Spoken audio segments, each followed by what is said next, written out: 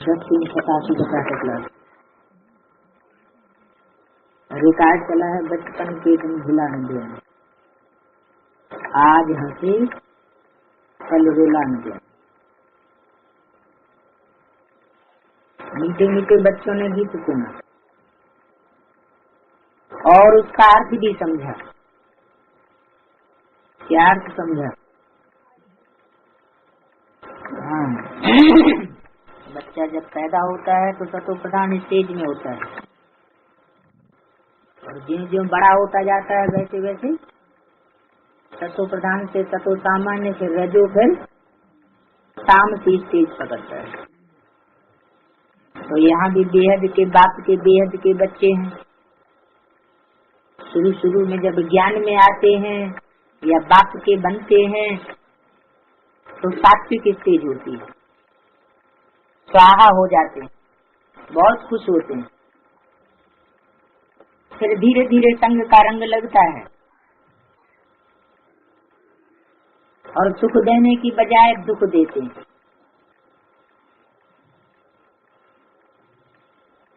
तो बच्चों ने इस गीत का अर्थ सुना, बचपन के दिन भुला न दे। इसके बचपन के दिन बच्चे जब पैदा हुए तो बचपन हुआ।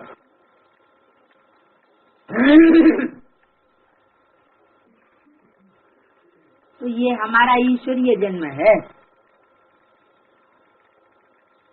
माता पिता तुम बच्चों के सामने जानते हैं कि उनकी मत पर चलने से हम विश्व के मालिक बनते।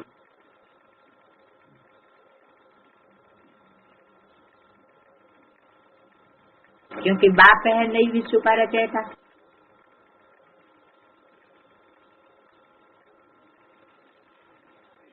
इस निश्चय से ही तुम यहाँ बैठे हो।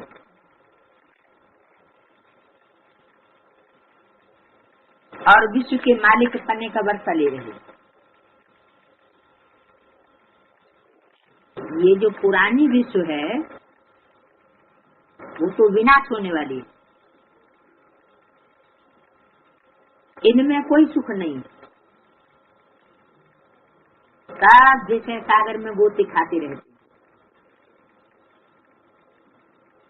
रावण की जंजीरों में दुखी होकर के सबको मरना।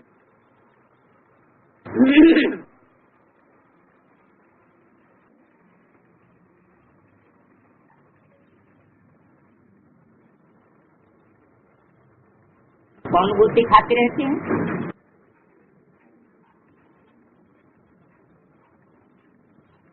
विनाश होने वाली दुनिया कौन सी है? पुरानी दुनिया।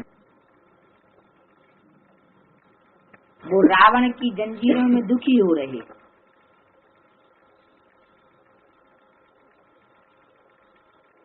अब बाप बच्चों को वर्षा देने आए हैं। सबको नहीं, तो बच्चों को वर्षा देने आए हैं। बच्चे जानते हैं हम जिनके बने हैं उनसे वर्षा ही पाना। वो हमको राजयोग सिखलाते। जैसे बैरिस्टर कहेंगे हम बैरिस्टर पक बनूंगा,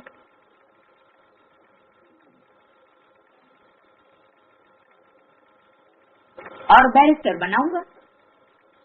बाप कहते हैं तुमको स्वर्ग का डबल सिरताज बनो। श्री लक्ष्मी श्री नारायण अथवा उसकी डिनास्टी का वर्षा देने आया हूँ। उसके लिए तुम राजयोग सीख रहे हो। ये बातें भूलो मत, माया भुलाएगी, परम पिता परमात्मा से बेमुख करेगी। उनका धंधा ही है। बार बार वही उदाहरण देते।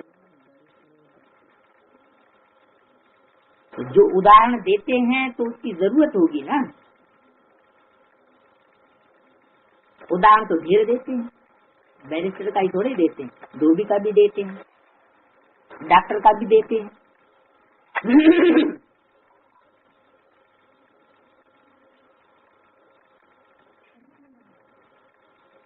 तो माया का धंधा है भुलाना, बेमुख करना। किसको भुलाना?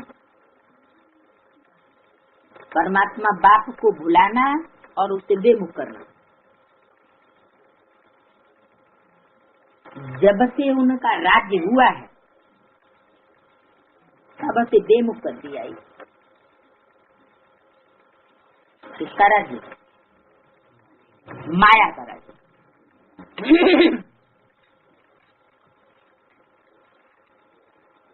प्रजा अपने राजा को तो जानती है ना कि नहीं जानती? जानती है। तो माया के राज्य में जो चलने वाले हैं वो माया को तो जानते होंगे ना कि नहीं जानते होंगे? और माया का राज्य कब होता है? द्वापर कलयुग में। वहाँ कोई माया रावण को पहचानता है? राम और रावण कहाँ प्रत्यक्ष होते हैं? संगम युग में। तो बाबा तो मुरली में पहले से बताई दिया कि माया को बेटी कहते हैं, उसका धंधा सौंपा हुआ है बाप ने। क्या धंधा सौंपा हुआ है? जो बच्चे श्रीमत पर न चलें उनको तुम खूब फटकाओ। तो माया बेटी को जो धंधा मिला हुआ है वो तो अपना धंधा करती है एक्यूरेट। बच्चों का काम क्या है कि वो भले बेमुख करे लेकिन बच्चे बाप से बेमुख न हो।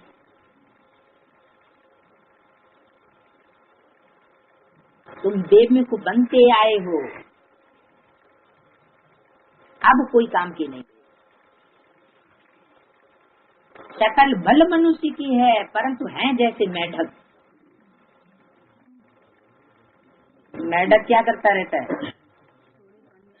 ज्ञान की बरसात जब होती है तो मेढक बहुत से निकलते हैं ट्रा ट्रा करने वाले। अंदर में धारणा कुछ भी नहीं है, ट्रा ट्रा बहुत करेंगे, आवाज बहुत करते हैं। बिगर अर्थ ट्रा ट्रा करते रहते हैं। जो कुछ बोलेंगे उसका अर्थ नहीं, जो सुनेंगे उसका भी अर्थ नहीं। जो सुनना चाहिए, सुनने में जो टाइम दिया, बोलने में जो टाइम दिया, सुनाने में जो टाइम दिया, तो बिगर अर्थ अगर हम सुनते रहें, सुनाते रहें, बोलते रहें तो नुकसान होगा या फायदा होगा?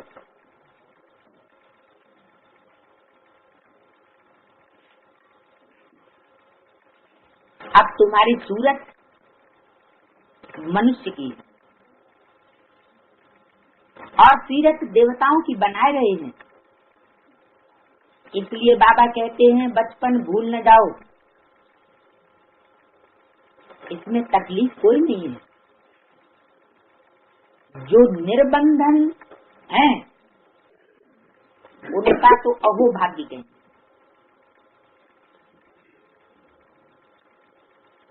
क्या कहा? संगम युग में जो निर्बंधन है, बाल बच्चों की पालना का कोई बंधन नहीं,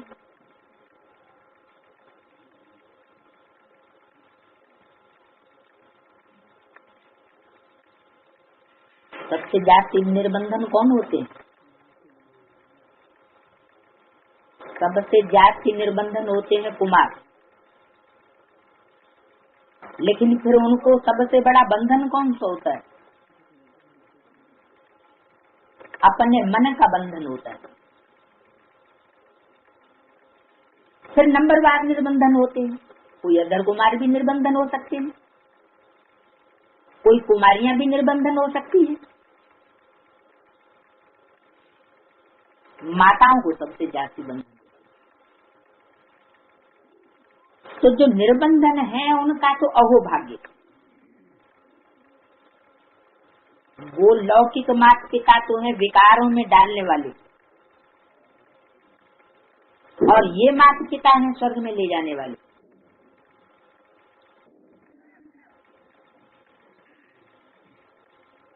क्या कहा? लौकिक माता पिता सब विकारों में डालने वाले होते हैं क्या? है? सब नहीं होते? तो बाबा झूठ बोलता है ना? है? बाबा झूठ बोल ही नहीं सकता। वो लौकिक माता पिता तो हैं विकार में डालने वाले, और ये माता पिता हैं स्वर्ग में ले जाने वाले। ज्ञान स्नान कराए रहे हैं, आराम से बैठे। हाँ, शरीर से काम भी लेना है, बेहद के बाप से वर्षा मिल रहा है, और कोई की याद नहीं सता। अगर कोई बंधन है तो फिर याद सताती है। कोई संबंधी याद आया, मित्र दोस्त याद आया, बाइस्कोप याद आया, तो याद आएगी जरूर। तुमको तो बात कहते हैं और कोई को याद न करो। यज्ञ की सेवा करो और बाप को याद करो, तो 21 जन्म तुम कभी दुख नहीं पाएंगे। दुख के आंसू नहीं बहेंगे। ऐसे बेहद के माँ बाप को कभी छोड़ना नहीं चाहिए। यज्ञ की सेवा करनी चाहिए। तुम हो यज्ञ रक्षक। यज्ञ की हर प्रकार की सेवा करनी है। हर प्रकार की मन, मन से भी करनी है, तन से भी करनी है, धन से भी करनी है।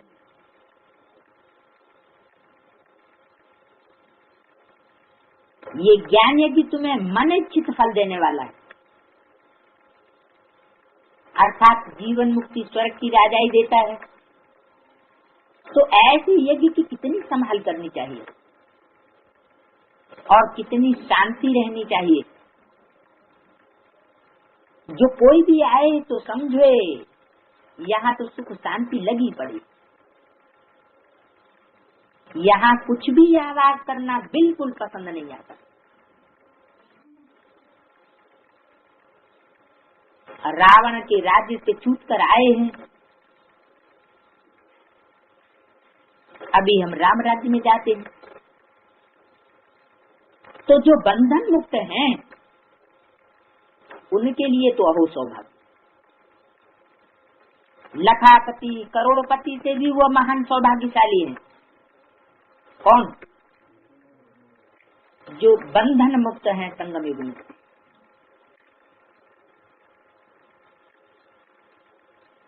जो बेहद के बाप से वर्षा लेते, जिसका बंधन टूट गया उनका भी कहेंगे और सौभाग्य। और जो है बंधन मुक्त वो तो है ही सौभाग्यशाली। जिनमें मोह जाता है, अगर उनका शरीर छूटा, बंधन मुक्त हुए, तो भी हो सौभाग्य। बंधन मुक्त बन अगर बाबा से पूरा वर्षा कोई लेवे तो कितनी तकलीफ खुल जाएगी। बाहर तो रौरव नरक है। बाहर कहाँ है? विदेशों में। हाँ, विदेशों में भी, और भारत में तो है ही। लेकिन बाहर और अंदर का मतलब क्या हुआ? है ब्राह्मणों की दुनिया में, और नहीं कहीं। बाहर और अंदर का मतलब क्या? अंदर माना मधुबन,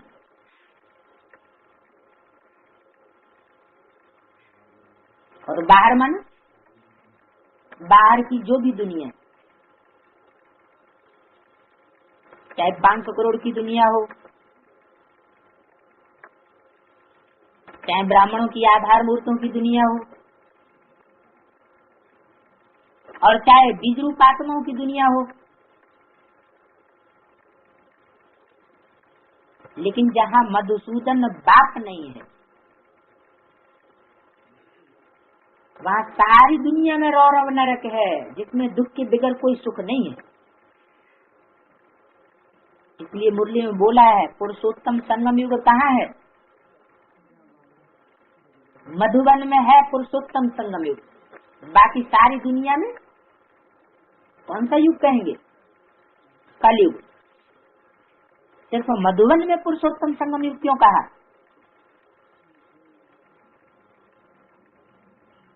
क्योंकि जहाँ पुरुषोत्तम संगम योग होगा वहाँ बाप जरूर हाजिर नाजिर होगा।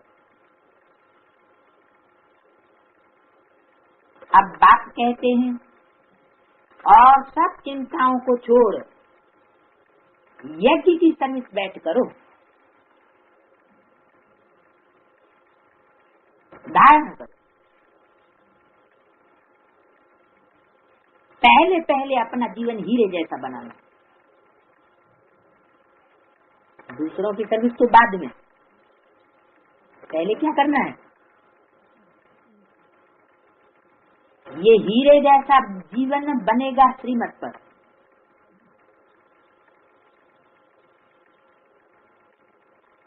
यहाँ तो सब बच्चे बंधन से छूटे हुए हैं। कहाँ? बाप के घर में सब बच्चे बंधन से छूटे हुए हैं। अपना स्वभाव भी बहुत अच्छा रखना है। सब बंधन से छूटे हुए हों और स्वभाव संस्कार के बंधन में बंधे हुए हों, मन के बंधन से बंधे हुए हों, तो छूटे हुए कहेंगे? तो भी छूटे हुए नहीं हुए। अभी तत्व प्रधान बनना है, नहीं तो तत्व प्रधान राज्य में उच्च पद नहीं पा सकेंगे। यज्ञ से तो जो कुछ मिले वो स्वीकार करना है।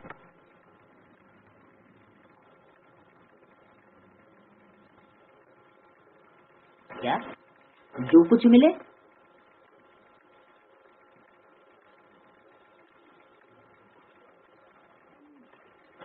जो कुछ में क्या क्या आता है? खाना पीना बस।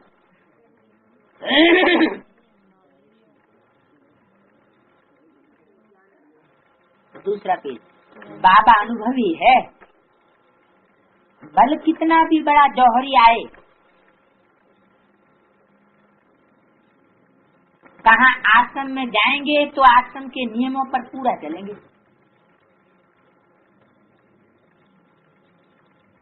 वहाँ ऐसे नहीं मांगा जाता कि हमको फलानी चीज दो।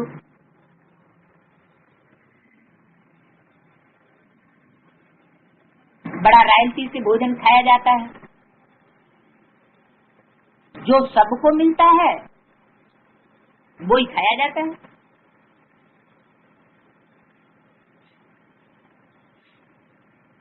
इस ईश्वरीय आश्रम में तो बड़ी शांति चाहिए। जो पिया के साथ है उनके लिए बरसात, तो भी दोनों बाप दादा बैठे हैं। दोनों बाप दादा कौन? एक बाप दादा कौन और दोनों बाप दादा कौन है? सुप्रीम सोल शिव और प्रजापिता दादा है।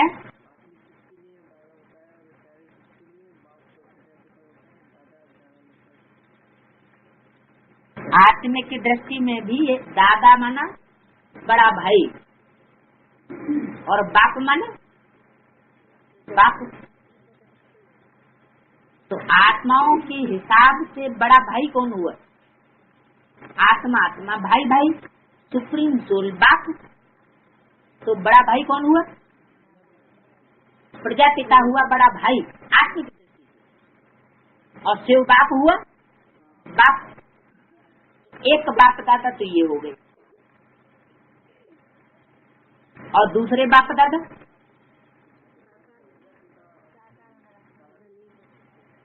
क्योंकि बेहद के बाप दो हो गए, एक आत्माओं का बाप और दूसरा मनुष्यों का बाप, मनुष्य आत्माओं का। तो मनुष्य आत्माओं का बाप वो भी बाप है, और दादा फिर कौन हुआ? जब हम साकार में ब्राह्मण बने तो साकार में भी ब्राह्मणों का बाप भी है, ब्राह्मणों की माँ भी है, और प्रजापिता का सबसे बड़ा बच्चा भी है। कौन? ब्रह्मा, प्रश्न वाली सूल, पहला पत्ता। तो उस हिसाब से बड़ा भाई कौन हुआ? ब्रह्मा। तो बाप दादा दूसरे कौन हुए? प्रजापिता और दादा लेखराज, ब्रह्मा की सोल, कृष्ण की सोल। तो दोनों बाप दादा बैठे, बाप दादा कैसे कहे जाएंगे? कंबाइंड कहे जाएंगे या अलग अलग? कंबाइंड। बाप दादा का पार्ट हमेशा कंबाइंड। माता पिता तो अलग अलग होंगे क्योंकि मेल फीमेल का सवाल है, लेकिन बाप दादा एक ही शरीर में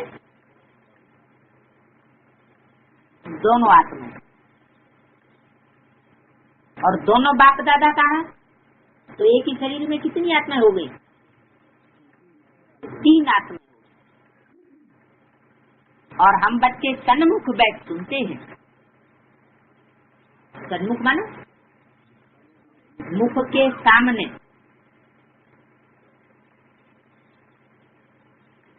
अगर आप सर्विस लायक नहीं बने तो फिर कल्पांतर पदभ्रष्ट हो जाएंगे। क्यों? दोनों बाप दादा सन्मुख बैठे हैं, और उसके बावजूद भी अगर हम लायक नहीं बने तो कल्पांतर के लिए बाधी हाथ से निकल जाएगी। अंधों की लाठी बनना, ये महामंत्र सबको देना है। यही संजीवनी बूटी है। कोई कोई को माया बिल्कुल ही बेहोश कर देती है। इस युद्ध के मैदान में तो कहा जाता है मन मना, और वर्षे को भी याद करो। ये है संजीवनी बूटी।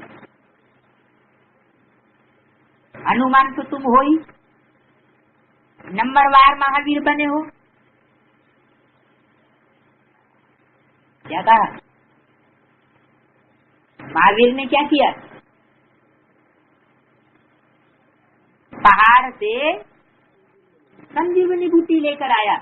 तो पहाड़ कौन सा है? पुरुषार्थ की ऊंची स्टेज ही पहाड़ है।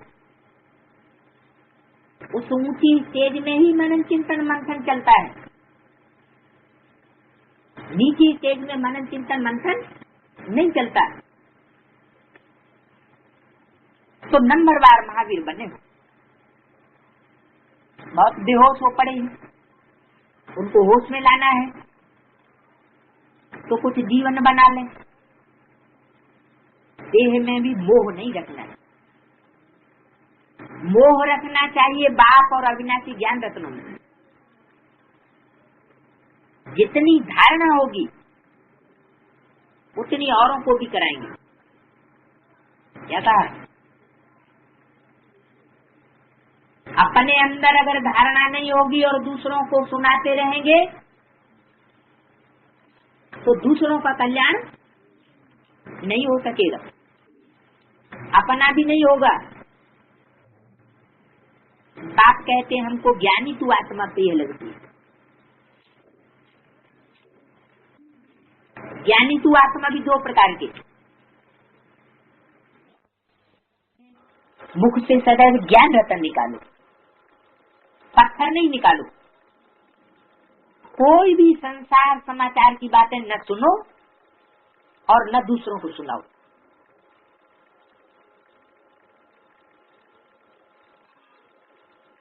नहीं तो मुख कड़ुआ हो जाएगा। इसका सुनाने वाले का भी और सुनने वाले का भी। एक दो को रतन देते रहो। क्या कहा? संसार समाचार की बातें न सुने किसी को, मन अखबार न पढ़े न दूसरों को सुनाए, रेडियो न सुने और न दूसरों को सुनाए। टीवी पे समाचार आते हैं देश विदेश के, न सुने दूसरों को न सुनाए। सुनना चाहिए। जीवानंद कहता है कि नहीं सुनना चाहिए, दिगंबर भाई कहते हैं नहीं सुनना चाहिए।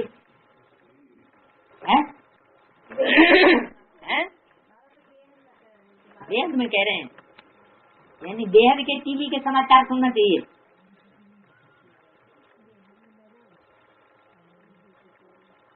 इसके लिए बाबा ने बोला है कि लौकिक को अलौकिक में बदल दो। क्या करें? जो भी लौकिक में हम गीत सुनते हैं उन गीतों का अर्थ अलौकिक में बदल दो। अगर बदल सकते हो तो सुनो और सुनाओ, अगर बदल नहीं सकते और फिर भी सुनते हैं और सुनाते हैं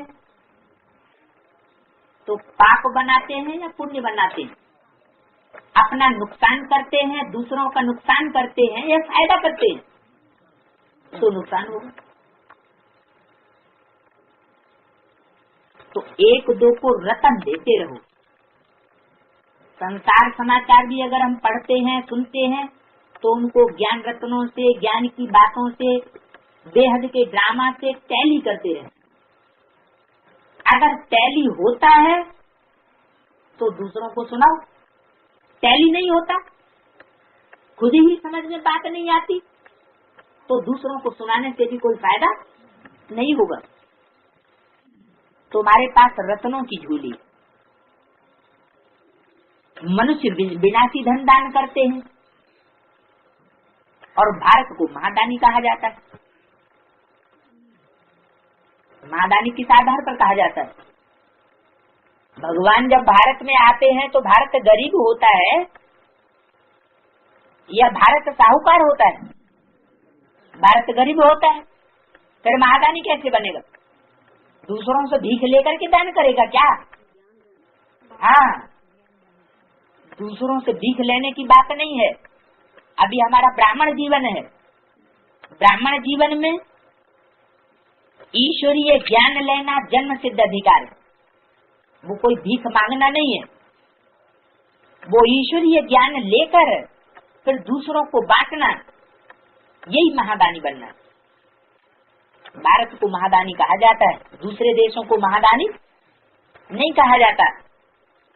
इस समय बाप बच्चों को दान करते, उतना ज्ञान गहराई से समझ ही नहीं सकेंगे। पूर्व जन्मों के संस्कार हैं व्यभिचार के, तो व्यभिचारी बुद्धि जो बनती है अनेक जन्मों में, उस बुद्धि में एक बाप का अव्यभिचारी ज्ञान समा नहीं सकता,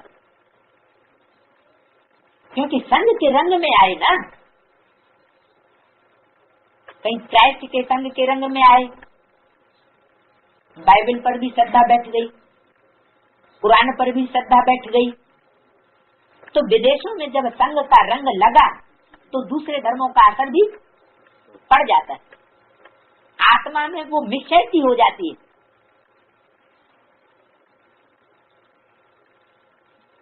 कोई पूर्व जन्म की वैश्या है, अनेकों के साथ संसर्ग संपर्क और संबंध जोड़ा है, और वो इस जन्म में ब्राह्मण कुल में आ जावे, ब्राह्मण बन जावे, बाबा का ज्ञान ले लेवे, तो अंजाम क्या होगा? पूर्व जन्मों के संस्कार प्रमाण फिर भी वो कहाँ चली जाएगी, फिर भी उसी रास्ते को पकड़ लेगी। तो पूर्व जन्मों का जो हिसाब किताब है वो सामने आड़े जरूर आता है।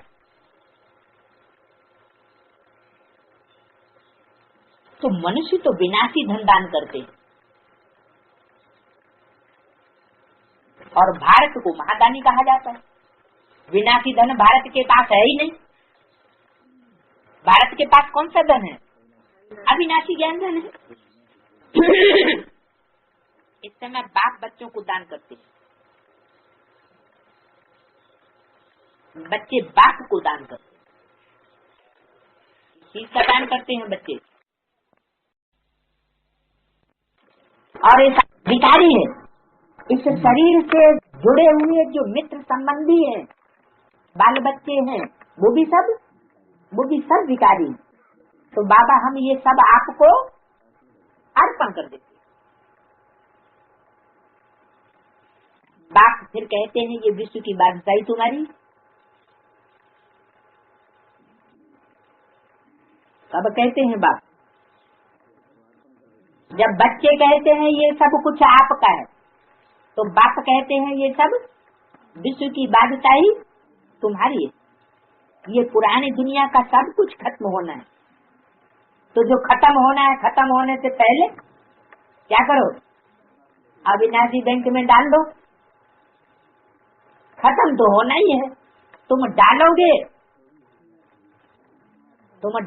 तो तुम्हारा भाग्य बन जाएगा, नहीं डालोगे तो भी क्या होगा? खत्म तो हो ही जाएगा। तो क्यों ना हम बाबा से सौदा कर लें? बाबा ये सब कुछ आपका है, भविष्य में हमको राजा ही दे देना। हम यही चाहते हैं और कोई चीज हमको दरकार ही नहीं है। माना हम इस दुनिया की कोई चीज नहीं चाहते हैं। तन मन धन जो कुछ भी है हमारे पास, कीचड़ पट्टी, वो सब हम देते हैं, लेकिन उसके बदले में इस जन्म में हमें कोई प्राप्ति की इच्छा नहीं है।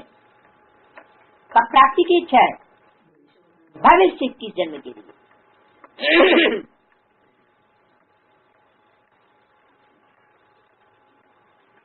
और कोई चीज की हमको दरकार नहीं है। ऐसे कोई न समझे कि हम तन मन धन देते हैं तो हम कोई भूख मरेंगे। क्या कहा?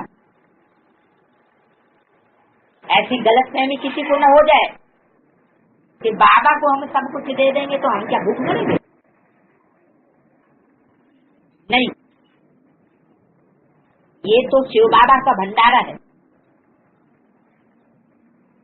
जिससे सबका शरीर निर्वाह होता रहे।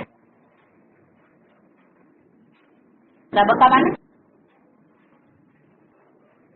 जो पैसे वाले हैं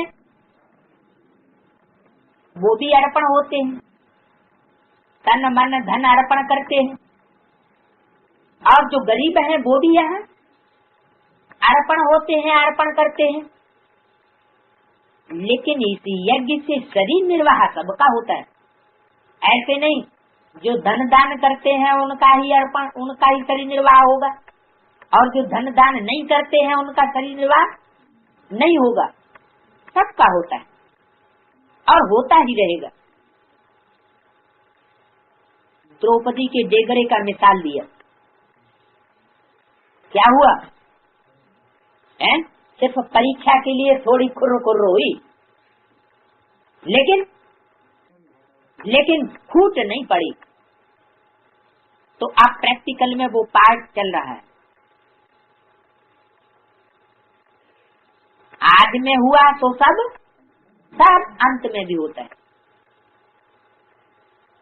शिव बाबा का भंडारा सदैव भरपूर है। ये भी एक परीक्षा थी। कब की? आज की बात बताई कि यज्ञ में ढोढा और बाजरे की रोटी और छाछ मिली। सिर्फ जो दमा के मरीज थे उनको भी वही दिया गया और कुछ था ही नहीं। तो ये भी एक परीक्षा थी। जिनको डर लगा वो चले गए। क्या डर लगा? कि बाबा तो जौहरी थे, अब इनके हीरे जवाहरात सब फूट गए, अब इनके पास कुछ नहीं रहा। तो देखने वालों की नजर ने उस समय किसको देखा है? देहधारी को देखा, भगवान को तो नहीं देखा ना। तो जिन्होंने भगवान को नहीं देखा, संशय आ गया, वो तो चले गए। बाकी साथ देने वाले चले आए। भूख मरने की तो बात नहीं हुई। जो साथ चले आए, क्या वो भूख मरे? नहीं। अब तो बच्चों के लिए महल बन रहे हैं। क्या? जिनको बाजरे की रोटी और छाछ मिलने की नौबत आ गई थी, उनके लिए अब क्या हो रहा है? महल बन रहे हैं। अच्छा रहना है तो मेहनत करके अपना ऊंच पद बनाना है। क्या कहा? भले महल बन रहे हैं, लेकिन अगर अच्छा रहना है तो क्या करना चाहिए? मेहनत करो, पुरुषार्थ करो। ये नहीं महलों के सुख लेने लगो। ये कल्प कल्प की बाजी है। इस बारी इम्तिहान में फेल हुए तो कल्प कल्पांतर फेल होते हैं। पास भी ऐसा होना है जो मम्मा बाबा के तख्त पर बैठे। क्या? कैसा पास होना है? ऐसा पास होना है जो मम्मा बाबा का हाथ फेल करें और फटाक से तख्त पर बैठ जाए।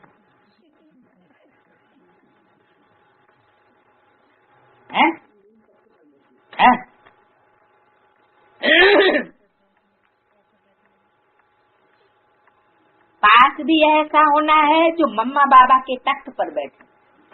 क्या मतलब हुआ? ऐसा पास होना है कि तुम मरी जाओ, हम बैठे, हमें राजा ही मिले।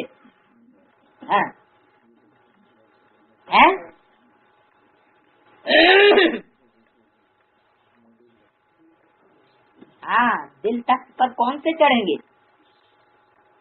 जो हार्ट फेल करने वाले होंगे वो दिल तख्त पर चढ़ेंगे। वो तो दिल से उतर गए। जो दिल पर चढ़ेंगे वो ही चढ़ सकेंगे जो बाप की श्रीमत पर पूरा पूरा चलेंगे। 21 जन्म तख्त पिछाड़ी तख्त पर बैठे रहे। एक जन्म की बात नहीं, और अभी इस जन्म की बात नहीं है।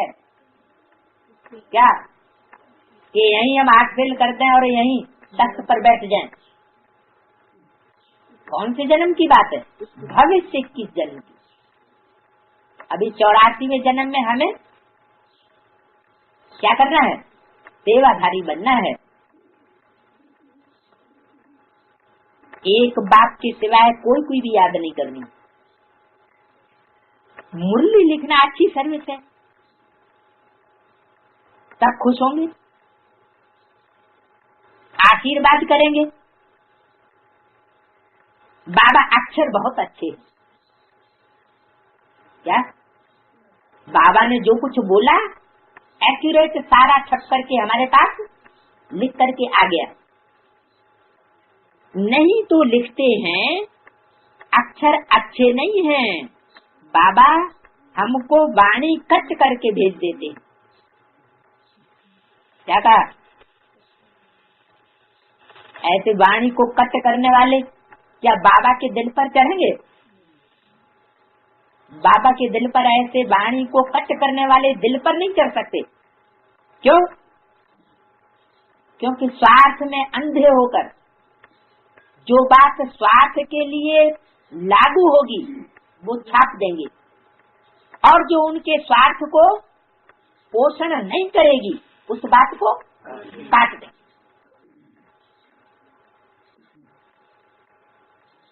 होना चाहिए आत्मा के लिए जो बात लाभदायक हो, तो आत्मा के लिए नहीं सोचेंगे। 21 जन्म वाली बात बुद्धि में नहीं रहेगी, रथ की बात बुद्धि में रहेगी कि अगर ये बात मुरली में छपी रही तो हमारे रथ का पोषण नहीं होगा, हमारी रोजी रोटी चली जाएगी। तो स्वार्थ के लिए कट पिट कर देते हैं। बाबा हमारे रत्नों की चोरी हो जाती है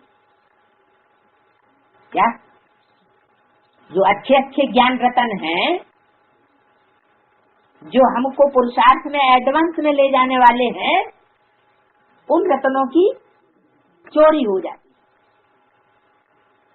है। बाबा हम भी अधिकारी हैं, काहे के?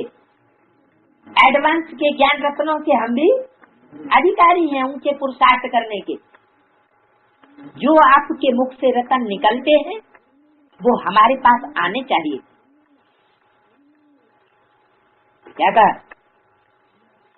जो आपके मुख से रतन निकलते हैं वो हमारे पास आने चाहिए। इसका मतलब बाबा ने पहले से ही इशारा दे दिया कि यज्ञ में ऐसे भी निकलेंगे बाप के दिल तख्त पर चढ़ने वाले, जो बाप की वाणी को ही काट देंगे अपने स्वार्थ में अंधे होकर। ये कहेंगे भी वही जो अनन्य बच्चे होंगे। क्या कहेंगे? कि बाबा हमारी मुरली कट हो जाती है, हमको मुरली के पूरे वसंत नहीं मिलते। सब इस बात के लिए कंप्लेंट नहीं करेंगे। कौन कंप्लेंट करेंगे?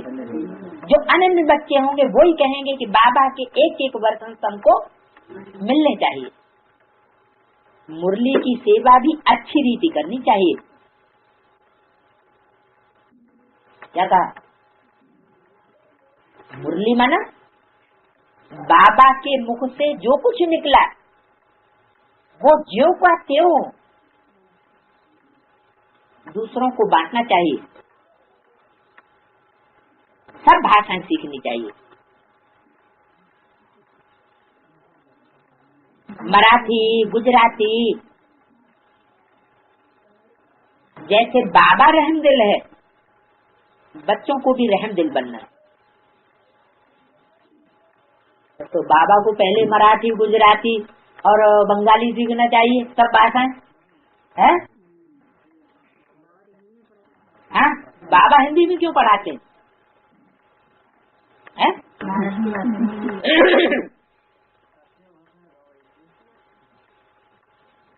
पुरुषार्थ करके जीवन बनाने के लिए मददगार बनना है।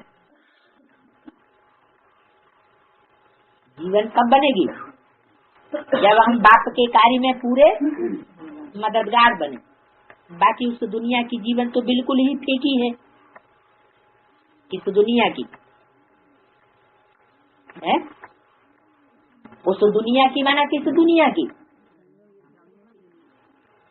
500 करोड़ की दुनिया, वो भी उस दुनिया की जो ब्राह्मणों की आधार मूर्तों की दुनिया है, जो जड़ें सड़ रही हैं, उस दुनिया की भी जीवन बिल्कुल फीकी है।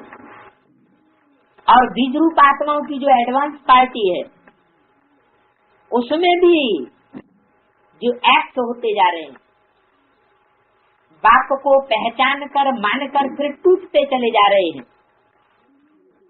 उनकी जीवन भी, उस दुनिया की भी जीवन भी ठीक ही है।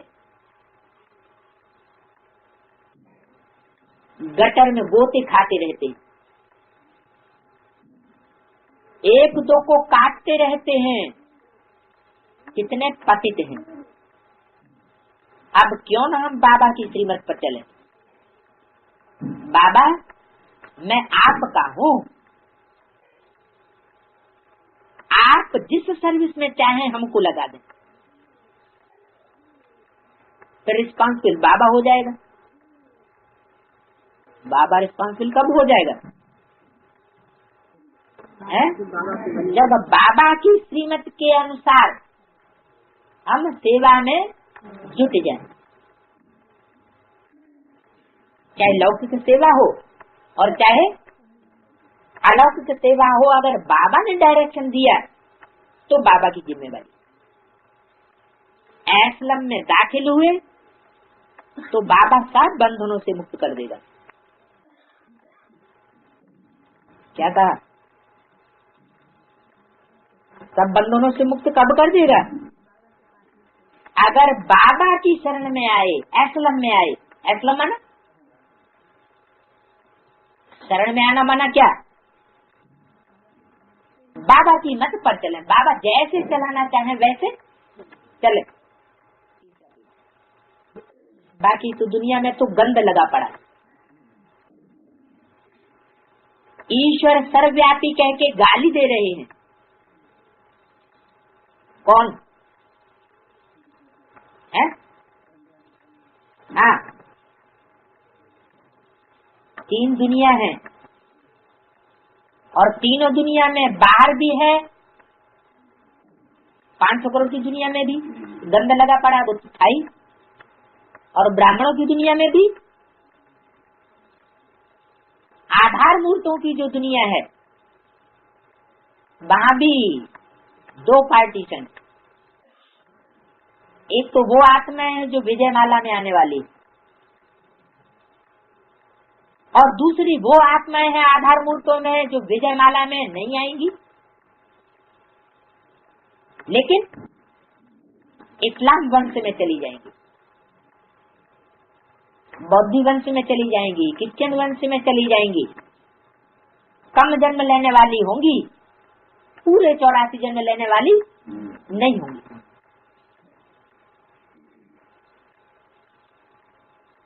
तो जो ईश्वर को सर्वव्यापी कह देते हैं, ईश्वर से बेमुख करने वाले हैं। और सर्वव्यापी कौन कहेंगे? जिनको ये पता नहीं होगा कि बाप एक व्यापी बनकर आया हुआ है, बाप किसी मुकर्रर रथ में आया हुआ है, चला नहीं गया, वो इस सृष्टि पर आया हुआ है। अगर सर्वव्यापी है तो फिर उनको पुकारने की क्या दरकार है? नजदीक में बैठा है, फिर हे प्रभु कहकर उनके पुकारने की क्या दरकार है? किसी को बुलाया जाता है, कोई दूर होता है तो कहते हैं हे या हो करके बुलाते हैं, या नजदीक वाले को बुलाते हैं, दूर वाले को बुलाया जाता है। तो जिनको जुदाई हो गई हो या दूर चला गया हो, वो तो हे प्रभु, हे भगवान, हे राम ऐसे कहेंगे मुख से। और जिनको मिल गया, जिनके नजदीक बैठा हुआ है, वो ऐसे क्यों कहेंगे? अगर उनको समझाओ ये बातें तो गुरुर गुरुर करने लग पड़ेंगे, गुर्राने लग पड़ेंगे। अरे भगवान खुद कहते हैं, मैंने तो कब ऐसे नहीं कहा कि मैं सर्वव्यापी हूँ। मैं तो कहता हूँ मैं एक मुकर्रर रथ में आया हुआ हूँ। मुकर्रर माना जो आज में भी हो और अंत में भी हो। मैंने तो कब कहा नहीं कि मैं सर्वव्यापी हूँ। ये तो भक्ति मार्ग वालों ने बेस्ट शास्त्रों में ग्लानि लिख दी है। क्या कि भगवान पत्थर भित्तर बुद्धियों में भी है, जानवर बुद्धियों में भी है, कच्छ मच्छ अवतार लेकर के आता है। कछुए जैसा पार्ट बजाने वाले उनको ही भगवान समझ के बैठ जाते। कछुआ क्या पार्ट बजाता है? कछुए की पीठ पे ज्ञान का डंडा पड़े और हाथ पांव सिकोड़ के बैठ जाएगा, कोई जवाब नहीं देगा। तो ऐसे कछुओं को भगवान समझ लेते। मच्छावतार क्या करता है, छोटी मोटी जितनी भी मछलियां हैं उन सबको हप कर जाता है। समझते हैं यही भगवान है जो सबको हप करके पेट में डाल के बैठा हुआ है। तो शास्त्रों में तो उन्होंने ग्लानि लिख दी है, हम भी खुद पढ़ते थे, परंतु उस समय ऐसे नहीं समझते थे कि ये कोई ग्लानि है। क्या हम भी मनुष्यों के बनाए हुए ये शास्त्र पढ़ते थे। कौन से शास्त्र? ब्राह्मणों की दुनिया के शास्त्र कौन से हैं? ये कागज की मुरली ये क्या हो गई? ये भी शास्त्र हो गई। अगर इसमें कट पिट हुई है तो, क्योंकि शास्त्र भी पहले द्वापर युग में फिर भी शास्त्र थे, उनमें सही बात थी, क्योंकि सुनाने वाले उस समय सही थे। अब तो न वो सुनाने वाले हैं न उसकी व्याख्या करने वाले हैं। तो भगवान को ही आकर के शास्त्रों का सही अर्थ बताना पड़ता है। तो पहले हम भी ये पढ़ते थे शास्त्र, लेकिन समझते नहीं। अभी तो हमको समझ में आता है ये शास्त्रों में ग्लानि भरी पड़ी है, भक्तों को कुछ भी मालूम नहीं पड़ता है। जो कुछ कहो भक्त तो सत्य मान लेते हैं। बाबा कितना अच्छी रीति समझाते, फिर भी बाहर जाकर के हंगामा करते। यहाँ कुछ नहीं बोलेंगे, यहाँ बाबा के सामने नहीं बोलेंगे और बाहर जाकर के उलट सुलट बोलने लग पड़ेंगे, क्योंकि जानते हैं बाबा के सामने तो हमारी बात चलेगी नहीं। सत्य के सामने झूठ तो टिक नहीं सकेगा। तो सामने बोलेंगे मुख से कुछ नहीं, लेकिन अंदर से गुरुर गुरुर गुरुर गुरुर, जैसे सागर का बुलबुला बुदबुदा होता है ना, तो सागर में बुदबुदे होते हैं, बुदुर बुदुर बुदुर बुदुर बुदुर, अंदर अंदर बुदबुद चलती रहेगी, संकल्पों का खून होता रहेगा। सामने कुछ नहीं बोले, जब बाहर जाएंगे तो डिस्टर्ब करने लग पड़ेंगे। बाहर जाकर हंगामा करते हैं, तो फिर वहां चल करके वो दास दासी और नौकर जाकर बने। कौन? जो यहाँ बाप के सामने सच्चार दिल होकर के बात को नहीं पूछते। अगर सच्चाई है तो बाबा के सामने सच्चे दिल होकर के दिल खोल करके बात करो ना। अंदर की बात अंदर ही रख ली तो जरूर झूठे है। तो ऐसे क्या बनेंगे जाकर के? दास दासी नौकर चाकर बनेंगे। बाबा ने कह दिया है पिछाड़ी का जब समय होगा उस समय तुमको पूरा पता पड़ेगा कि कौन क्या बनने वाला है, कौन दास दासी बनने वाला है, कौन राजा रानी बनने वाला है, कौन प्रजापद पाने वाला है और कौन चांडाल बनने वाला है। साक्षात्कार करते रहेंगे और बताते रहेंगे कि फलाने फलाने यह बनेंगे। क्या?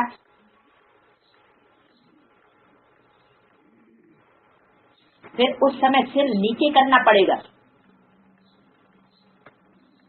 क्या कहा? अभी तो बाप के सामने भी सर ऊंचा करके बात करने लग पड़ते।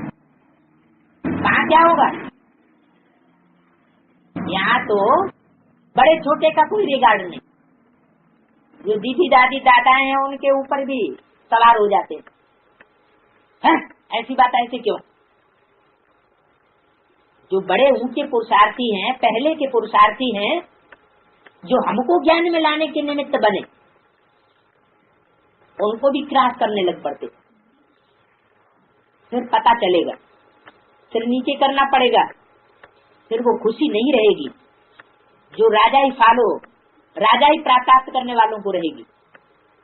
दिल के अंदर जैसे कांटा लगता रहेगा। ये क्या हुआ? परंतु टू लेट, इस बात में टू लेट। जो पुरुषार्थ करना चाहिए सच्चे दिल पर साहब राजी बनने का, बाप को पूरा पोता मेल देने का, वो तो पुरुषार्थ किया नहीं। टू लेट, बहुत पछताएंगे, होगा तो कुछ भी नहीं। बाप कहेंगे तुमको इतना समझाते थे फिर भी तुम ये करते थे। अब अपना हाथ देख लो, कल्प कल्प पछताएंगे, सजनियों को नंबरवार ले जाएंगे ना, किस आधार पर नंबर बनेंगे? जो जितनी दिल की सच्चाई सफाई से चलेंगे, उस सच्चाई सफाई के आधार पर उतने ही वफादार बनेंगे, ईमानदार बनेंगे, फरमानबरदार बनेंगे, तो वही नंबर आएगा। नंबर 1 से लास्ट तक समझेंगे। पढ़ाई अच्छी तरह से नहीं पढ़ी है तो लास्ट में बैठे। कौन है? कौन लास्ट में बैठे हैं? अरे बेसिक नॉलेज को ही ले लो। बेसिक नॉलेज की पढ़ाई जिन्होंने अच्छी तरह नहीं पढ़ी, सच्चार होकर के नहीं पढ़ी, तो जब क्लास ट्रांसफर होगा तो उनका क्लास बाद में ट्रांसफर होगा या पहले ट्रांसफर हो जाएगा? बाद में ट्रांसफर होगा। तो क्लास ट्रांसफर हो गया और बाप ऊंची पढ़ाई पढ़ा रहा है, तो ऊंची पढ़ाई पढ़ने वालों की लिस्ट में वो आएंगे जिन्होंने अच्छी तरह नहीं पढ़ा। वो लास्ट में आएंगे या पहले आ जाएंगे? लास्ट में आएंगे। तो ये प्रैक्टिकल बातें हैं। इम्तिहान के दिनों में मालूम पड़ जाता है कि हम कितने मार्क्स से पास होंगे। तुम भी समझेंगे कि हम क्या पढ़ पाएंगे। सर्विस नहीं करेंगे तो धूल भी नहीं मिलेगी। जो सर्विस नहीं करेंगे तो डिसर्विस ही करेंगे, और डिसर्विस करने वालों को क्या मिलेगा? वो भी नहीं मिलेगी। भगवान के चरणों की बेअभिमानी की धूल भी बड़ी कीमती समझी जाती है। वो भी सर माथे से लगाते हैं, वो धूल भी नहीं मिलेगी। पढ़ाई और सर्विस पर ध्यान देना चाहिए। मीठे से मीठे बाबा के बच्चे हो तो बहुत मीठा बनना। शिव बाबा कितना मीठा है, कितना प्यारा है, हमको फिर से ऐसा बना। कितनी बड़ी यूनिवर्सिटी है। अच्छा, मीठे मीठे सिकीले बच्चों प्रति माता पिता बाप दादा का याद प्यार, गुड मॉर्निंग। रूहानी बात की हुआ